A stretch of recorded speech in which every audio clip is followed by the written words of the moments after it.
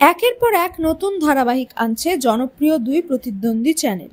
রাজ রাজেশ্বরী রানী ভবানী লক্ষ্মীর ঝাঁপির পর স্টার জলসার পর্দায় আসছে কম্পাস। ইতিমধ্যেই নতুন প্রোমো সামনে এসেছে। দেখা যাচ্ছে গল্পের নায়িকা কম্পাস এবারেও কলেজের সেমিস্টারে প্রথম হয়েছে। সেই খবর মাকে জানাতে যায় হাসপাতালে, কিন্তু তার প্রথম হওয়ার খবর কাউকে জানাতে বারণ করে মাকে। বোঝাই যাচ্ছে এই ঘটনার মধ্যে আছে কোনো রহস্য, যাকে কেন্দ্র করে কাহিনী এগোবে।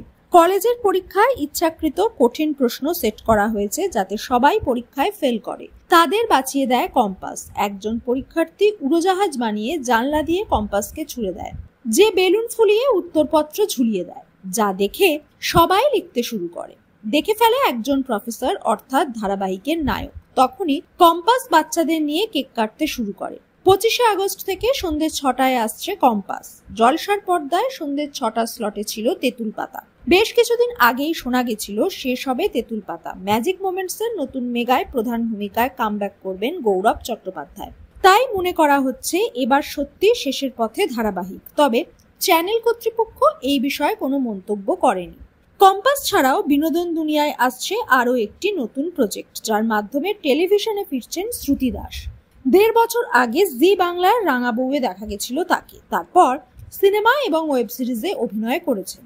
শ্রুতি সদ্য শুটিং শেষ করেছেন ভানুপ্রিয়া ভূতের হোটেলে। তারপর নিজেই পরিবারের সঙ্গে পাহাড়ে ছুটি কাটাচ্ছেন। শ্রুতির সঙ্গে জুটি বাঁধবেন আরাত্রিকা মাইতি। তিনিও সৃজিত মুখার্জি পরিচালিত লহ গৌরাঙ্গের নামরে ছবিতে ছিলেন। আপাতত তিনিও ছুটিতে শহরের বাইরে। অনেক বছর একটানা কাজ করেছেন, বেড়াতে যাওয়ার সুযোগ পাননি। একটু ছুটি পেতেই চলে গেলেন পাহাড়ে। চা বাগানে নাচের তারে রিলসও বানালেন। নতুন সিরিয়ালে তার নাম উজি। খুব প্রাণোচ্ছল মেয়ে, জীবনে সততা এবং আদর্শ মেনে চলেন। শ্রুতি চরিত্রর নাম নিশা। তার জীবনের একটাই লক্ষ্য, জীবনে যে কোনো উপায়ে বড়লোক হওয়া। তারা দুই বোন, দুই বিপরীত মেরু।